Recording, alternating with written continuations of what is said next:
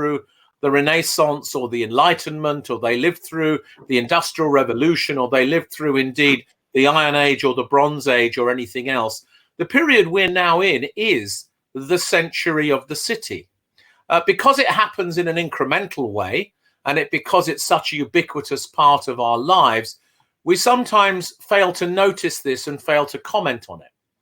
But to me, this is a very live kind of waking dream that we're all in.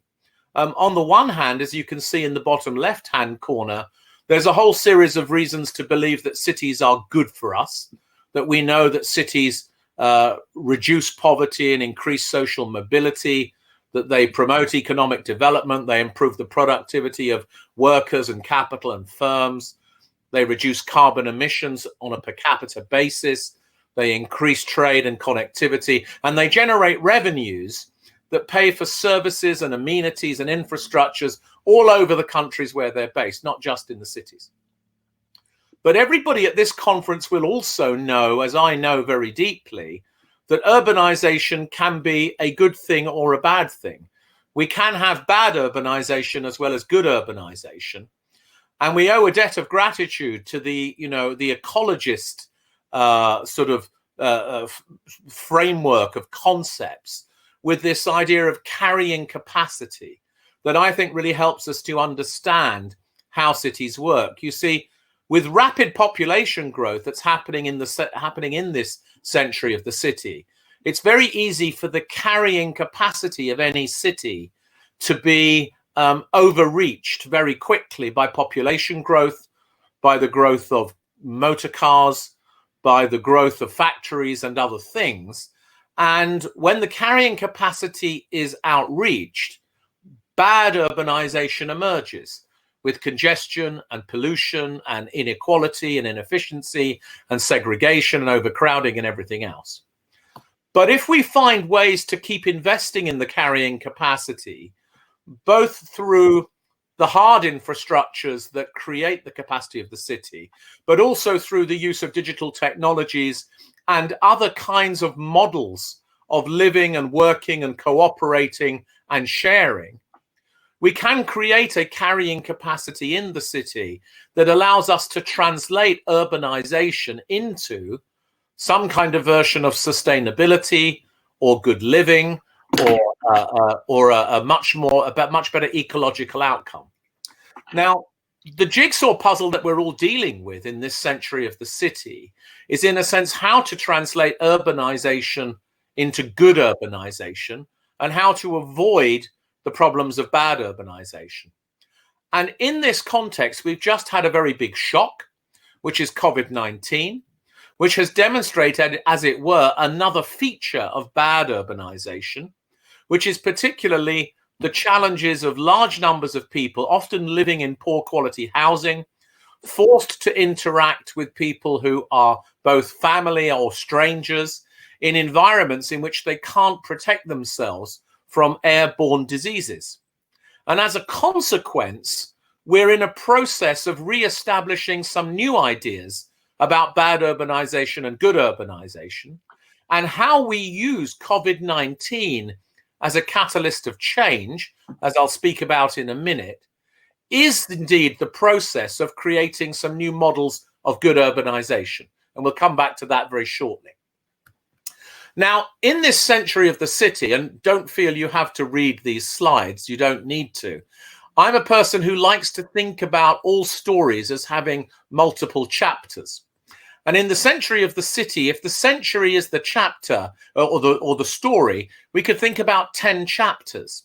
And I've tried to plot here for you all sorts of different ideas about what these decade chapters might include. So there's a series, of course, of global incidents that we can plot against the percentage of the world's population that's living in cities, which is in your left-hand column, rapidly increasing decade upon decade.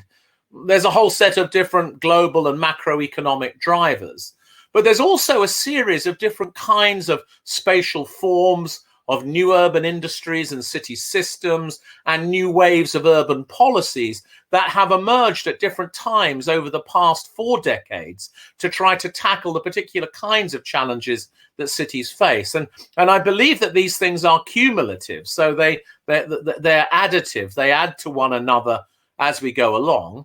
And of course, if you look at the right-hand column, you can see different parts of the world that were in their most rapid phase of urbanization at different times during this century.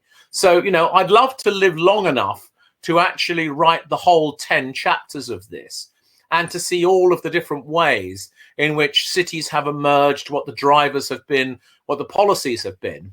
But I find this particularly interesting in thinking about what's going to happen in the next decade, the 2020 to 2030 decade, when COVID-19, when droughts and floods and fires and climate refugees become a big part of the global incidents, and the new global geopolitics that we're now living in begins to, as it were, have an impact, coupled with this amazing suite of new technologies that we have at our disposal. And when we come later in the conversation to talk about the new shapes and sizes and spatial forms of cities, and we'll talk about healthy cities and these kinds of things, I'll try to show these as being not so much a reversal of a process of urbanization, but rather a kind of logical extension of where we have been going in the last 4 decades. So we'll come back to that. Now, let's very quickly say that in this global perspective that I'm going to take, Europe has a very particular locus. It's a very highly urbanized continent, as you know. It's a highly integrated continent with nations having, for all sorts of reasons that we understand very well, a high degree of interdependency between one another, giving rise to a very integrated European urban system or system of cities.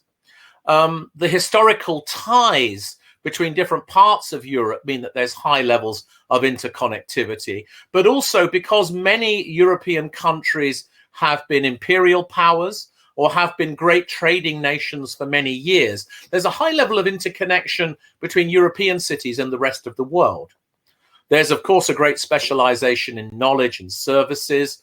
There's a distributed urban system that sees fewer large cities and many more medium-sized and well-connected cities, unlike, let's say, Asia, where there's a very large number of very large cities, but the population is distributed differently. There's a lot of successful experience of urban restructuring in Europe.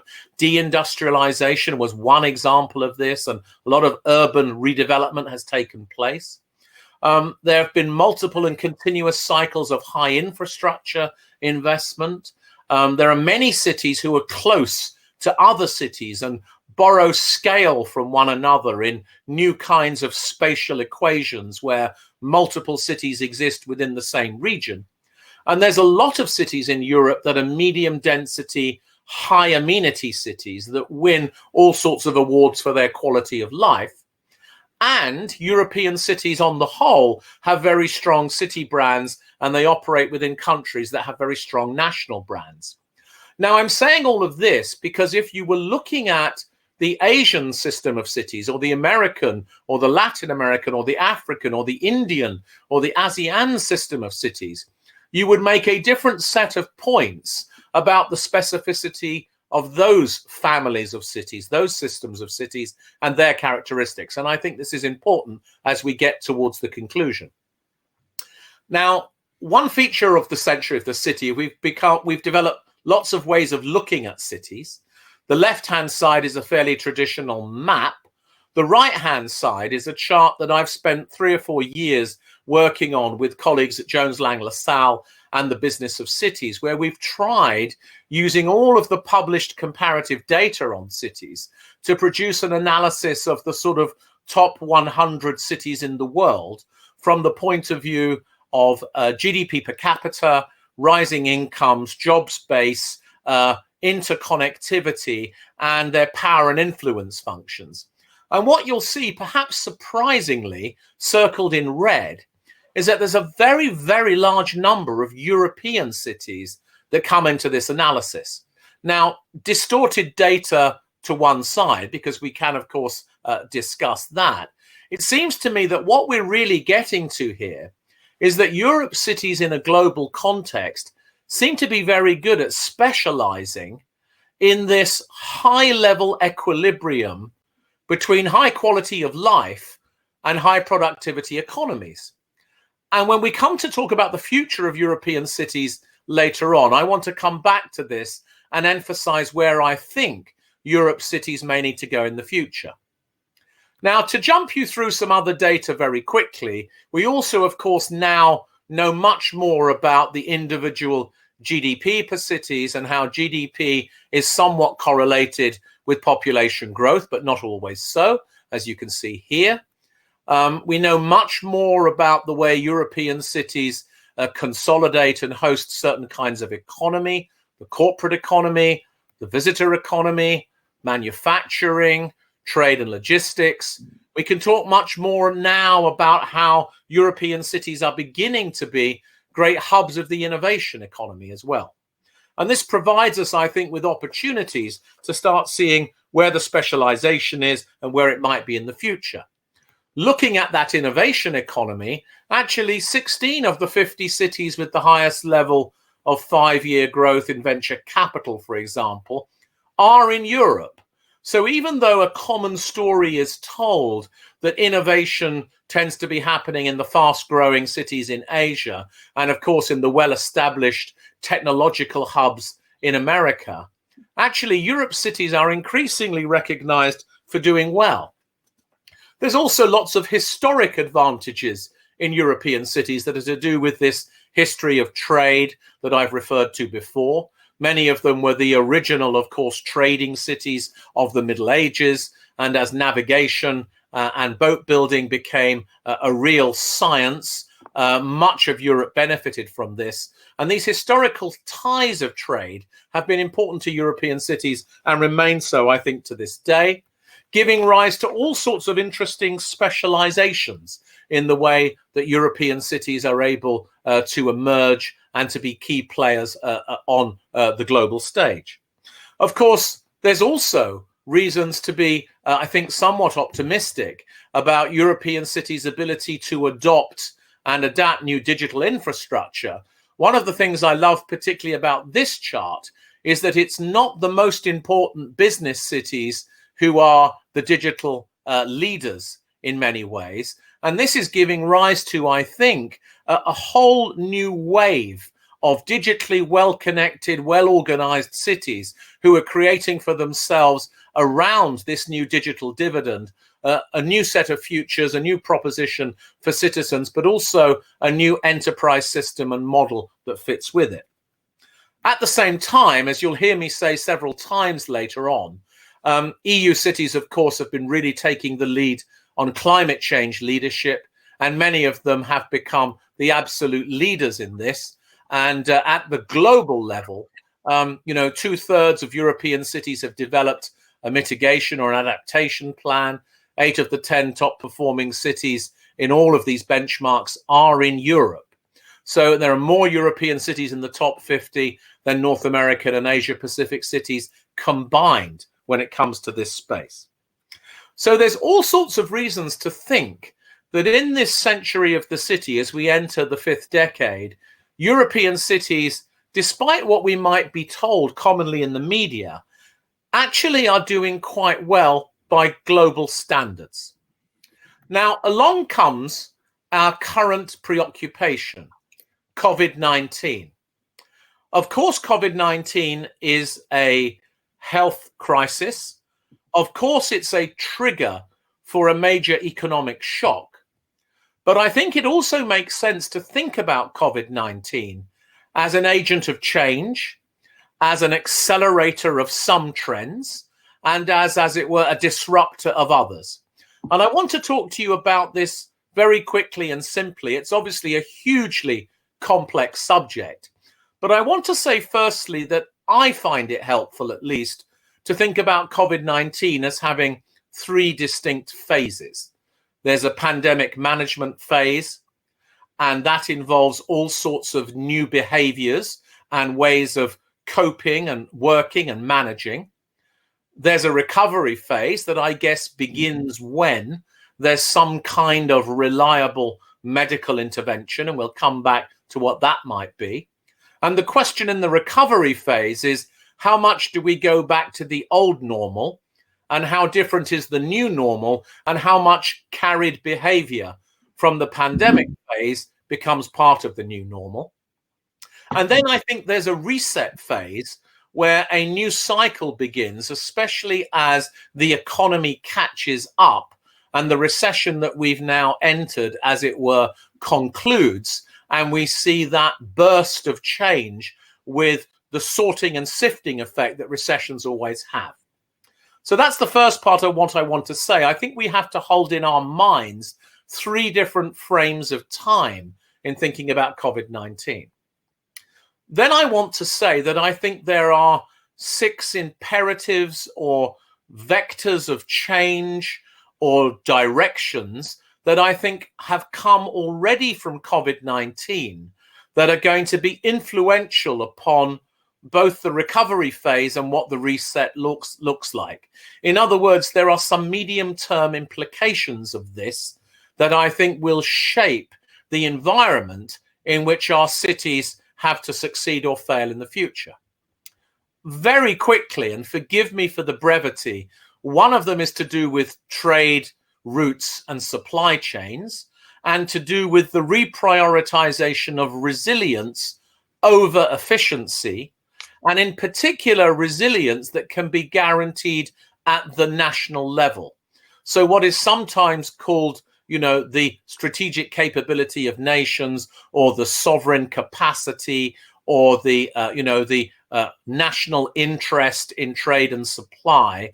There are all sorts of reasons why trade and supply routes are going to be reworked.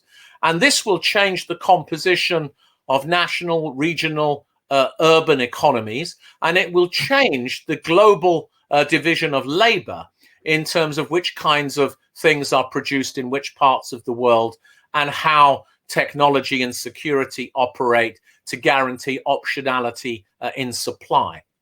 This is a very big set of changes, given that we're coming out of a 5-decade experience of gradual global integration. Whether we're talking about food or energy, or we're talking about medical supplies or pharmaceuticals, or whether we're talking about the strategic components of important industries, trade and supply chains are being reworked.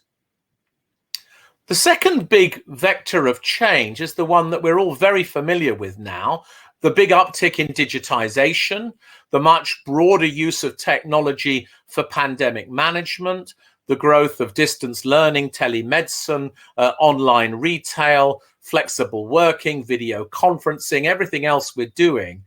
But the medium-term consequence of this is all about changing the business models of traditional sectors and creating, as it were, an innovation imperative for incumbent sectors and businesses to rapidly go through that digital transformation process and to end up, as it were, with a completely reformulated business model where the channels of supply will often be the key brands rather than the products themselves, where the experience of a medical appointment or a learning experience will be hybrid in its nature. And we'll come back later on to talk about all sorts of hybridity. That will be, I think, the core idea of this decade.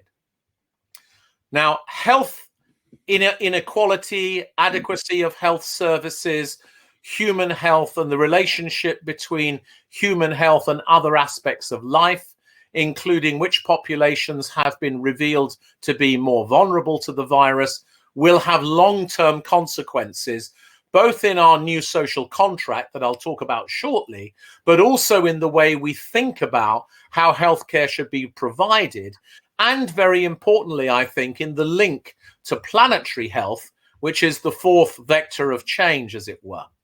You see, I think what COVID-19 has done is to prove that climate change makes you sick, and that, a population who are exposed to poor air quality or to food systems that have been disrupted by interaction with the animal kingdom, that, if you like, the relationship between the health of the planet and the health of the human population is now indelibly understood, I believe, to be much more strongly linked.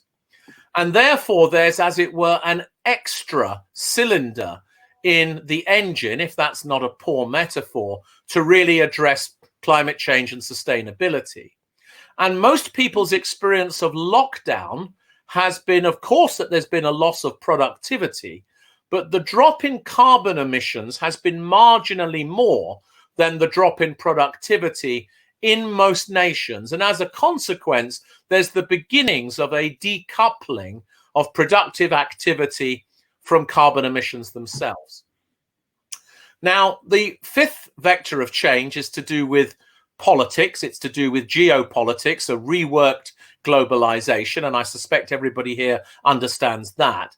But the other dimension of this is to do with the relationship between citizens and their governments, which have been profoundly changed by COVID-19, both in terms of mass surveillance, but also in terms of data sharing. There's been a new focus, as it were, on regulating the way people behave. And within the margins of all of that, all sorts of experiments are beginning to occur in how citizens relate not just to their national governments, but to their city governments, their urban spaces, and much more.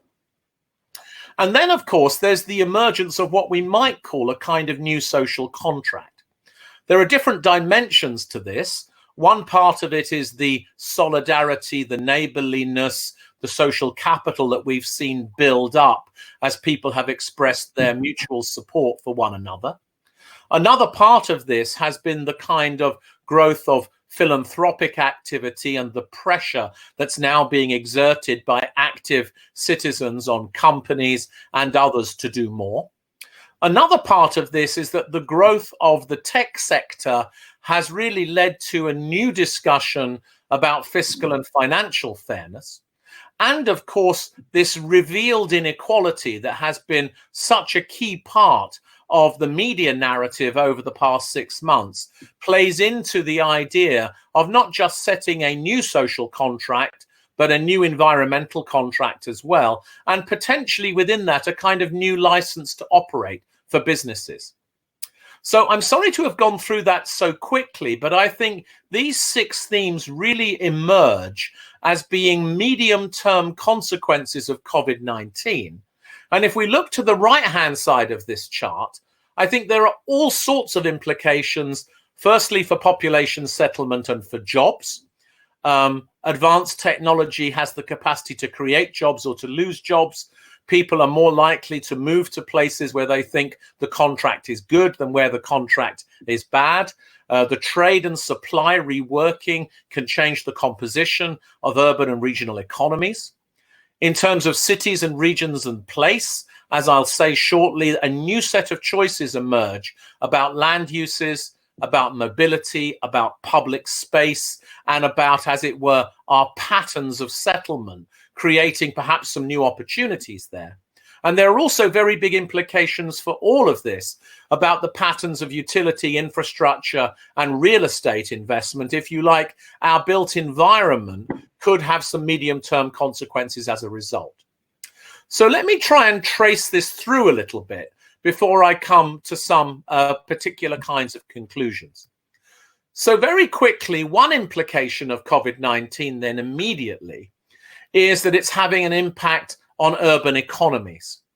On the horizontal axis here, you see from left to right, sectors of the urban economy that have been highly negatively impacted to sectors of the urban economy that have been highly positively impacted. So if you just did a kind of blink test, you could see roughly which parts of the economy are going to emerge smaller and which parts of the economy are going to emerge bigger.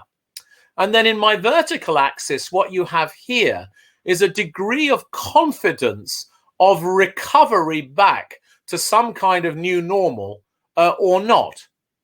So if the higher up the chart the sector is, the higher the degree of confidence that these sectors will continue to be strong once the pandemic, as it were, is over.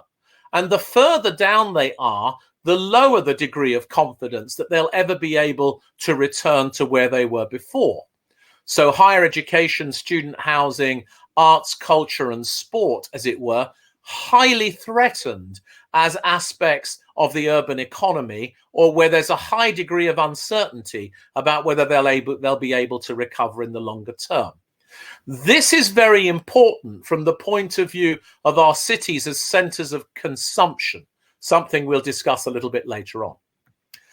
Another way of thinking about this, and I'm grateful to the Financial Times for this analysis, is that already we've begun to see that national economies are recovering much more quickly than urban economies are, and city centres are recovering much more slowly than city regions as a whole. Of course, this is rather obvious. Many city centres are still in some kind of lockdown phase, but not all of them are.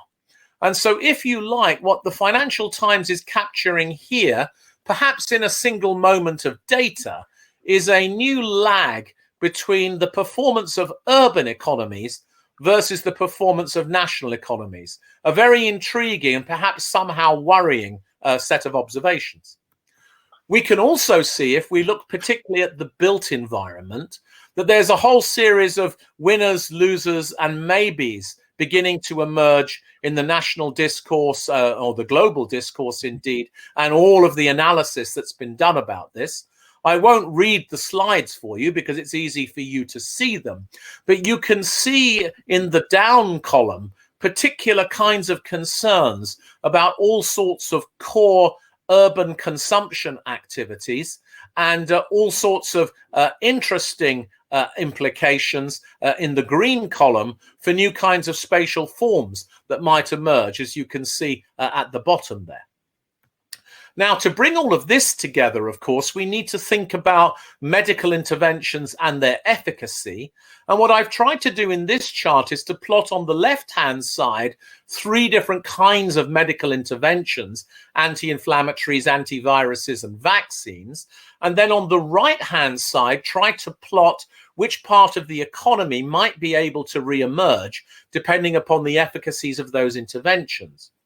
I've become increasingly aware since I wrote this slide 3 or 4 months ago that in many parts of the world, there's been also a great investment in the much greater use of technology to, as it were, create health passporting or separation processes between those who are ill and those who are well. And of course, those technologies need to be factored into these scenarios as well. Now, what does all of this mean then for Europe's urban economies post-COVID-19? Well, I want to suggest 5 things that I think could be some of the implications of this analysis of the medium-term consequences of COVID-19. I think the first thing, as I've already said, is that there will be greater hybridity. I'd like to talk about a kind of blended city where there's a new equation between the virtual world and the physical world, and I'll come back to talk about that in the next slide. I think that there will be a renewed focus on innovation assets and innovation infrastructures, if you like, because of the drop in urban consumption activities. There will need to be a renewed focus on cities as sites of innovation, creating wholly new individualized products, services, and processes in order to build a jobs base to support a population. I also think that we will see greater industrial diversification as a result of the trade and supply chains being changed. Green growth will be a critical focus and a much stronger push on environmental sustainability worldwide, with a decarbonisation and a net zero agenda becoming really the dominant paradigm for the next 10 years. One of the consequences in all of this is that we will have to move to much greater agility in land use, and we'll move away from these more traditional separations of land use functions into much more agile, super mixed use kinds of environments, with the built environment in cities being much more flexible in the things it does on different days of the week and different times of the day. And we will also see, as we already are, a much greater uptake in various kinds of active travel. And that will be particularly to serve the emergence of a more polycentric, more distributed metropolitan model of settlement. Let me explain just a little bit about what I mean. I think that it's possible to observe that in this century of the city, from 1980 through to 2080, if we look at the first 4 decades, we can already see that the shapes and sizes of the cities that we have begun to morph and change, moving from, as it were, the regrowth of individual cities to interdependence and interconnectivity between increasingly large numbers of cities and towns and rural areas working together, the emergence of these systemic relationships, these network effects, the development of these corridors, and the beginnings of the emergence of different kinds of reurbanization processes in smaller and medium-sized towns.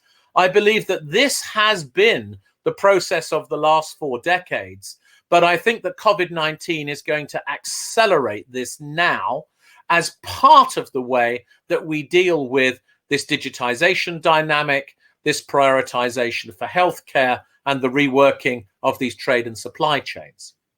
And when I talk about hybridity, I think where we're moving to is not a death match between the physical city and the virtual city, with all of the advantages that both of these bring. But I think we move to a hybrid, blended kind of city, where citizens are able to make new choices about where they live, how they work and how they consume, and when and how they travel. On one simple level, this means that you can live in a city which is different from the city where your job or your university is hosted, and you can begin to travel there 2 or 3 times a month rather than 4 or 5 times a week. But on the other hand, it allows you to distribute very differently the ecosystem activities, the supply chains and distribution chains of existing industries.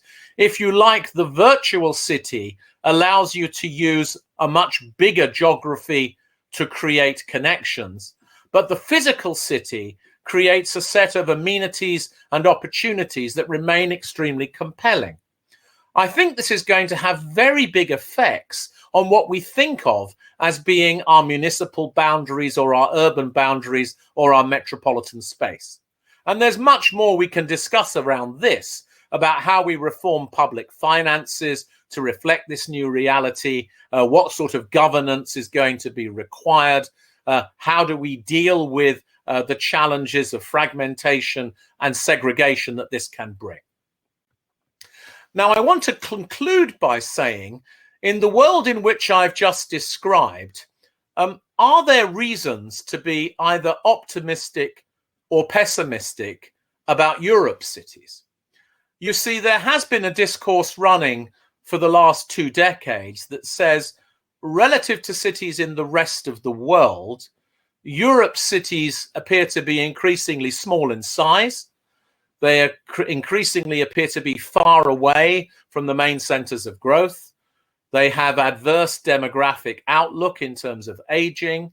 They've been comparatively slow to integrate these new exponential technologies. They've had only a modest track record in innovation, lots of externalities relating to over-tourism, which people will be very aware of, erratic appetite to grow or to densify or to attract newcomers, and they've had kind of social and political polarization. There has, if you like, been a challenge within European cities not to have quite the appetite for their own future that may be good for them. Now, on the other hand, we can look at this and say, well, relative to cities in Asia and America, European cities have actually been becoming quite highly specialized and distinctive, with very recognizable cities with great brands. They've got deep urban culture that sustains their desirability and identity. They know how to leverage their universities and their research expertise to serve the world and to host the world. They have a much stronger track record of commitment to sustainable city futures. And they have a quality of urban systems and an intergovernmental model which is more flexible. And perhaps they've been better at some aspects of long-term planning and at infrastructure investment, especially in relation to America. So I want to put it to you really, and this is my sense, my final conclusion, that although COVID-19 is a challenge, and although European cities may have entered this difficult period of challenge with some disadvantages relative to cities in the rest of the world, actually COVID-19 in its role as an agent of change is pushing the world more towards the things that European cities are actually good at.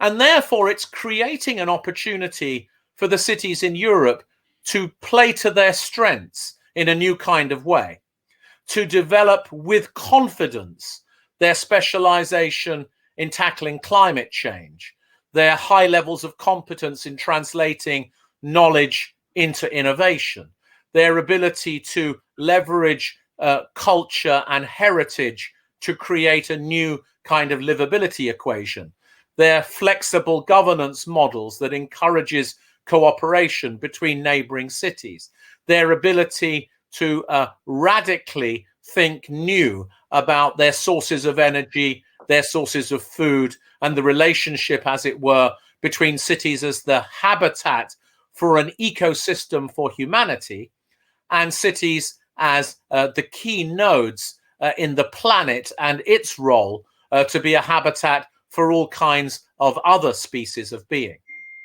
So when we think about this, we might summarize this by saying there's a whole series of first order issues that emerge for the world from COVID-19, from health to climate to trade to travel to resilience and the rest. There's a whole set of opportunities and threats that come from this. But the implications for Europe's cities are that this is an opportunity for Europe to once again take a leadership role, to demonstrate how cities can be resilient, to focus on accelerating net zero, to accommodate a set of changed settlement patterns, to use digitization not just to achieve, as it were, as a service in everything, but to create the city as a service, and through that to create European cities as platforms that many people want to invest in the new cycle of investment that will occur over the next 2 decades. So I put it to you that COVID-19 is a crisis. It's a health crisis. It's an economic shock. But in its role as an agent of change, it begins to play towards the strengths and the capabilities of European cities in a way that almost no other recent catalyst has done. And therefore, we're in a moment where we can seize the opportunity to help European cities, as it were, leverage their DNA and become the cities that we know they can be. Wonderful. Now, I find that inspiring, and I hope you do too. Definitely. Well, thank you so much for that, Greg. We're a few minutes over time, so we won't have too much time for Q&A, I'm afraid. But looking at the chat function, you definitely achieved your goal of an inspirational speech. Everyone's saying, we will do our best, excellent presentation, inspiring words, and very much looking forward to your next book on the DNA of cities. So, Professor Clark, thank you so much for your time. We'll now have to switch back to the foyer and then on to the closing remarks by the chair of the governing board, Marie Solod. So I will say thank you very much. We'll see you all soon.